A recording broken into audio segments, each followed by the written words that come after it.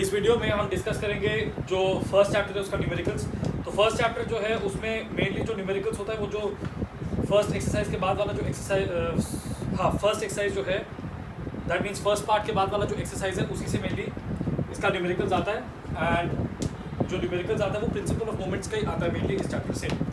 तो न्यूमेरिकल्स में जो क्वेश्चन नंबर 2 है, a nut is open by a wrench of length 10 centimetre. ये हम एक्सरसाइज 1A में देख रहे हैं। Exercise 1A question number 2 of numericals. Exercise 1A numericals question number 2।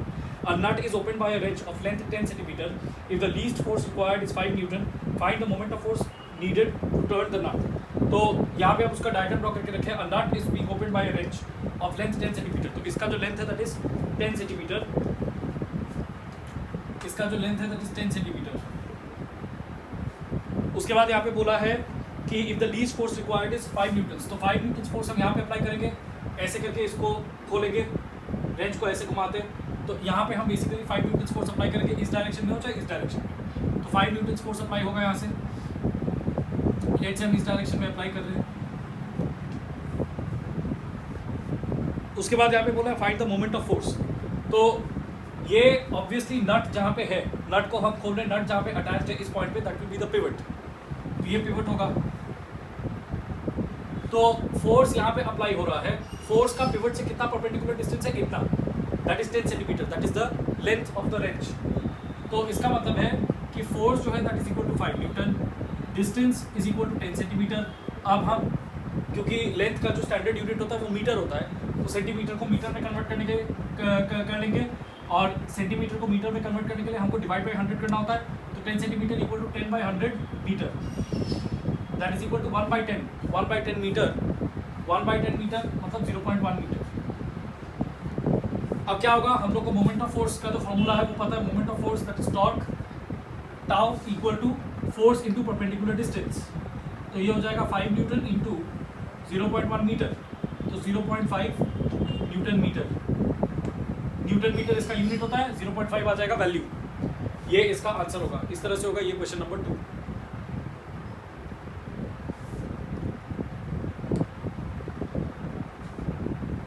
इसके बाद क्वेश्चन नंबर 4 डिस्कस करेंगे। कुछ हम करवा देंगे एक्सरसाइज का, जिससे कि पता चल जाएगा, आइडिया मिल जाएगा कि कैसे इस चैप्टर का सम्स करना है। और इस तरह का सम्स ही बोर्ड एग्जाम में भी आता है। और बाकी का जो एक्सरसाइज का सम्स है वो तुमको अटेम्प्ट कर लेना पड़ेगा खुद से, और अगर बाद में कोई डाउट होगा तो पूछ लेना। Question number 4, the diagram in figure 1.29 shows two forces F1 is equal to 5 Newton and F2 is equal to 3 Newton acting at points A and B of a rod pivoted at the point O such that OA is equal to 2 meter and OB equal to 4 meter. OA equal to 2 meter, OB equal to 4 meter. जो diagram है वो ऐसा है। O पे एक pivot है, O पे जो है हम उसको पिवट करके रखें, स्टैंड करके रखें, एंड A और B दो फोर्सेस अप्लाई किया जा रहा है। एक A है, A से अप्लाई किया जा रहा है F1 force equal to 5 newton, B से अप्लाई किया जा रहा है F2 force equal to 3 newton. A और O के बीच का जो डिस्टेंस है दैट इज 2 मीटर। B और O के बीच का जो डिस्टेंस है दैट इज 4 मीटर।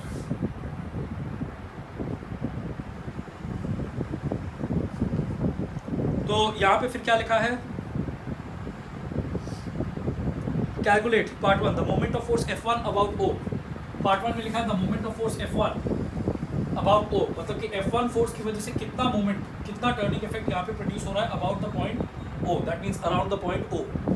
तो मोमेंट ऑफ फोर्स या टॉर्क का एक ही फॉर्मूला होता है, force into perpendicular distance. Force का कितना परपेंडिकुलर डिस्टेंस पिवट से है, तो फोर्स है यहाँ पे 5 न्यूटन, और इसका जो परपेंडिकुलर डिस्टेंस है उसको हम नाम दे देते हैं D1।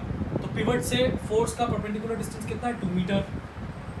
तो यहाँ पे टॉर्क हो जाएगा force into F1 into D1, मतलब 5 न्यूटन इंटू 2 मीटर, मतलब कि 10 न्यूटन मीटर।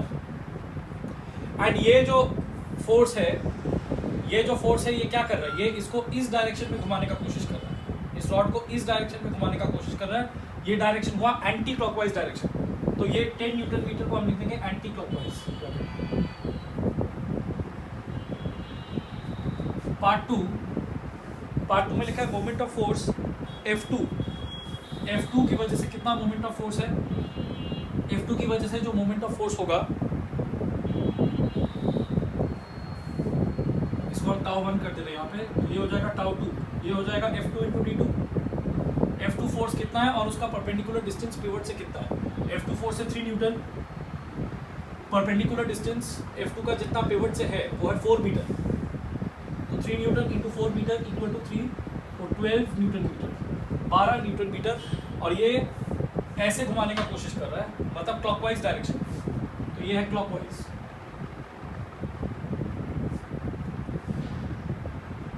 पार्ट 3 में लिखा है total moment of force, total moment of the two forces about O, मतलब कि दोनों का रिजल्टेंट मोमेंट क्या है, दोनों मोमेंट्स का टोटल मोमेंट क्या है। तो ये इसको इधर घुमाने का कोशिश कर रहा है, ये इसको इधर घुमाने का कोशिश कर रहा है, तो दोनों का नेट रिजल्टेंट क्या होगा। तो हम लोग एंटी क्लॉकवाइज मोमेंट को, हम लोग जानते हैं कि एंटी क्लॉकवाइज मोमेंट को लेना चाहिए मतलब पॉजिटिव साइन। हम यहाँ पे लिखेंगे टोटल मोमेंट एंटी क्लॉकवाइज जो मोमेंट होता है उसको लेते हैं with positive sign, and clockwise moment को लेते हैं विद नेगेटिव साइन, ये रूल है। तो क्लॉकवाइज मोमेंट को हम ले लिए माइनस साइन के साथ और एंटी क्लॉकवाइज मोमेंट को ले लिए पॉजिटिव साइन के साथ। +10 -12 मतलब -2 न्यूटन मीटर। इसका मतलब कि जो रिजल्टेंट जो मोमेंट है वो क्लॉकवाइज होगा, बिकॉज रिजल्टेंट जो टोटल मोमेंट है उसका साइन नेगेटिव आया, नेगेटिव साइन मतलब क्लॉकवाइज मोमेंट है, तो रिजल्टेंट जो मोमेंट है टोटल वो क्लॉकवाइज ही होगा। तो अल्टीमेटली नेट इफेक्ट ये होगा कि ये क्लॉकवाइज घूमेगा।